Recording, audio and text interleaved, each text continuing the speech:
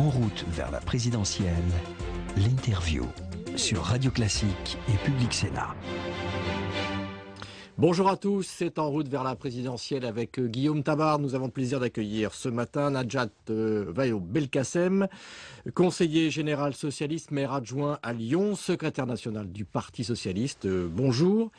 Après l'euphorie des sondages, l'unité à la Alfraicinet samedi dernier des socialistes, est-ce qu'il n'y a pas un retour à la réalité un peu difficile, compte tenu évidemment du contexte de crise, de la crise de l'euro? Est-ce que c'est pas un peu difficile et compliqué, y compris pour les socialistes? Oui et non, non, parce que évidemment, on a conscience de ce que cette campagne présidentielle ne sera ni pour François Hollande ni pour la gauche derrière lui une promenade de santé. La situation économique et sociale est en effet grave.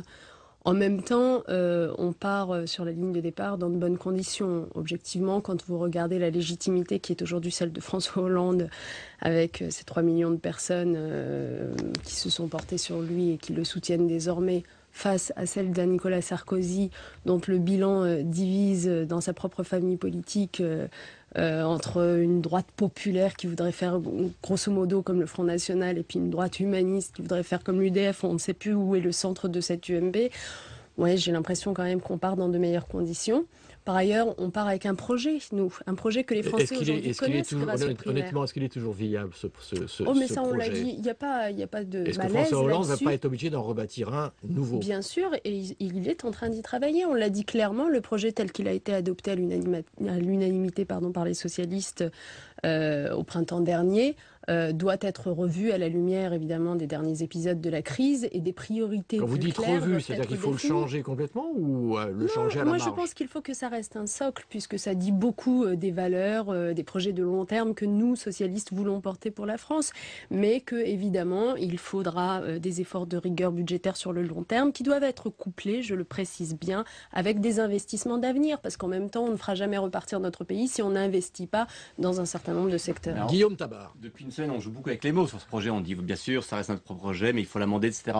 En clair, ce que les Français ont retenu principalement du projet du PS, c'est les 300 000 emplois jeunes, c'est l'allocation autonomie pour les étudiants, ces mesures-là, ou c'est bien sûr le contrat génération de François Hollande, ces mesures-là, est-ce qu'elles ne sont pas d'ores et déjà condamnées en raison de leur coût? Mais ce qu'il faut comprendre, c'est que le projet socialiste est un tout qui est fait d'abord d'une réforme fiscale en profondeur qui apportera de nouvelles recettes et puis ensuite, en effet, de priorités de dépenses nouvelles. Vous en avez cité quelques-unes qui sont gagées par des économies et qui, je le redis, sont absolument indispensables si on veut faire repartir le pays. Vous savez, la France, c'est pas comme une entreprise dont à un moment donné, on peut se dire, bon allez, on met la clé sous la porte, on paye les fournisseurs et puis on licencie tout le monde. Non, il faut bien la faire repartir, il faut bien de l'investissement public. Gagé par quelles économies? Eh bien, par exemple, je parlais d'une réforme fiscale, sur tous les cadeaux fiscaux qui ont été faits ces dernières années, qui se sont avérés totalement inutiles et contre-productifs. On parle beaucoup de Nicolas Sarkozy, il va s'exprimer jeudi à la télévision. On parle beaucoup de François Hollande. On a l'impression qu'en fait, il y a une finale qui est déjà programmée. Vous aviez écrit et sorti un ouvrage en cette rentrée consacré au Front National. Est-ce qu'au fond, les inquiétudes des opinions publiques européennes aujourd'hui peuvent pas susciter la montée des extrêmes et en particulier du Front National? Mais bien entendu, c'est pour ça que je redis que la campagne pour la gauche ne sera pas une promenade de santé et qu'il va falloir un très lourd travail pour convaincre les Français, ne serait-ce que de refaire confiance à la politique, parce que la vérité c'est que Nicolas Sarkozy, ces 5 dernières années, a fait beaucoup de mal, a beaucoup dégradé la politique en ne tenant quasiment aucun de ses engagements. Et on voit bien aujourd'hui, c'est ce qui nous a conduit avec Guillaume Bachelet à écrire cet ouvrage, que dans le fond, le message qui revient le plus souvent, en particulier dans les quartiers populaires, c'est écoutez, vous avez tous échoué, les partis traditionnels, nous on va tester un peu autre chose, on n'est pas xénophobe et c'est ça que nous abordons dans ce livre, c'est quel est ce nouveau vote Front National qui n'est pas un vote de protestation uniquement, qui devient un vote d'adhésion. On n'est pas xénophobe, mais on trouve intéressant ce que dit Marine Le Pen sur la sortie de l'euro, sur le protectionnisme, notamment sur la crise européenne et sur la question européenne. Est-ce qu'au fond, vous pouvez avoir un discours, je dirais, sur la crise novateur sur l'Europe? Justement, sur la crise européenne, pourquoi est-ce que le discours de Marine Le Pen est entendu dans ces quartiers et dans ces classes populaires? Parce qu'elle a un discours extrêmement simple dans le fond et que les gens n'en peuvent plus de ces mécanismes économiques et financiers qui sont à l'œuvre, dont ils subissent de plein fouet les effets et auxquels ils ne comprennent rien. Et je voudrais revenir un instant, parce que vous dites, en ce moment, c'est la crise, Nicolas Sarkozy, le sommet européen, etc. Mais moi, ce que je reproche à Nicolas Sarkozy, c'est qu'on ne comprend rien à ce qu'il fait depuis 5 ans dans la gestion de cette crise qu'il gère tout seul. D'ailleurs, il faudra qu'il l'assume tout seul et qu'il arrête de rendre les socialistes co-responsables. Qu'il gère tout seul, on a l'impression d'être, si vous voulez, un petit peu à une élection d'un pape. Les déficits, par exemple, c'est pas que la crise. Depuis une trentaine d'années, c'est droite-gauche, quand même, il y a eu beaucoup de déficits. Il n'y a pas que la crise. La Cour des comptes elle-même dit quand même qu'une grande partie, un tiers, excusez-moi, c'est quand même une grande partie des déficits sont liés aux choix politiques qui ont été faits par l'actuelle majorité.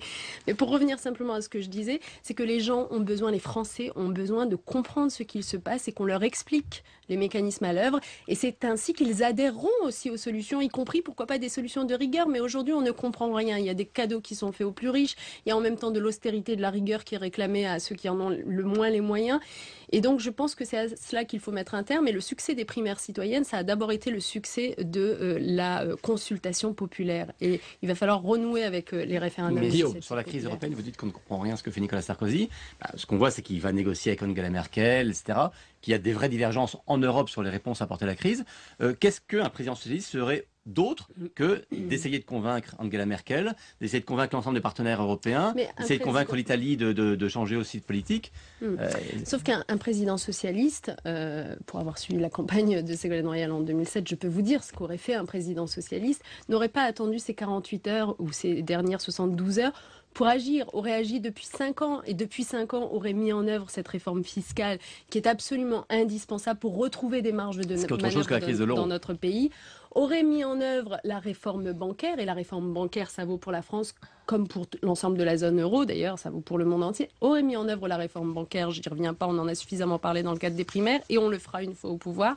Et puis, un responsable socialiste se serait évertué, bien plus que ne l'a fait Nicolas Sarkozy, à aller convaincre ses partenaires européens de la nécessité de conduire ensemble des investissements stratégiques pour l'avenir.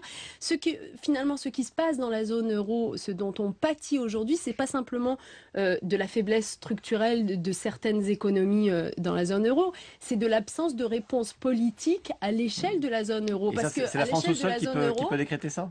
C'est la France toute seule qui peut décréter ça ? Non, c'est bien ce que je dis. Il faut aller convaincre ses partenaires. Mais aujourd'hui, franchement, est-ce que vous connaissez pardon de vous interrompre. Est-ce qu'il faut, à vos yeux aujourd'hui, plus d'intégration européenne ? Parce que la question est posée aujourd'hui. Oui, bien entendu. Il y a ceux qui veulent sortir de l'euro et ceux qui disent au contraire, faisons plus d'Europe. Tout à fait, bien sûr. Discours. Moi, je pense qu'il faut plus d'intégration européenne. Encore une fois, je parlais de avec l'harmonisation, y compris sociale ?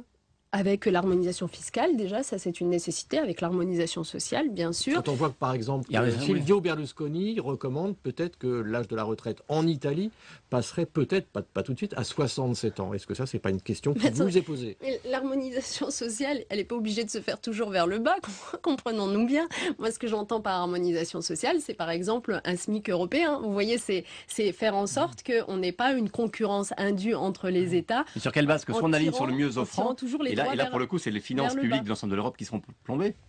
Mais parce que, encore une fois, c'est un tout. On ne peut pas avoir le mieux-disant social, le mieux-disant fiscal. Non, mais si vous voulez, Guillaume Tabar, il ne faut pas prendre une mesure et la distinguer de tout le reste. C'est un tout. Quand vous faites des investissements, par exemple, quand on a connu la crise déjà en 2008, il aurait fallu à ce moment-là que la réponse, au lieu d'être des réponses nationales distinctes les unes des autres, soit une réponse européenne avec des plans d'investissement ambitieux qui soient pris au niveau de l'Europe tout entière. Et à ce moment-là, vous dégagiez des recettes qui vous permettent, en effet, sur l'harmonisation sociale, de réfléchir en termes de mieux-disant et pas de moins-disant.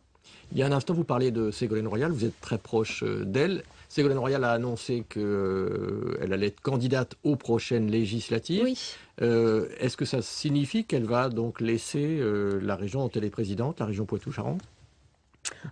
Elle l'a annoncé clairement aussi. Oui. Elle l'a annoncé clairement. Alors, quand exactement, je ne connais pas les détails. Et puis évidemment, ce sera étroitement lié à la façon dont François Hollande appliquera la règle du non-cumul des mandats.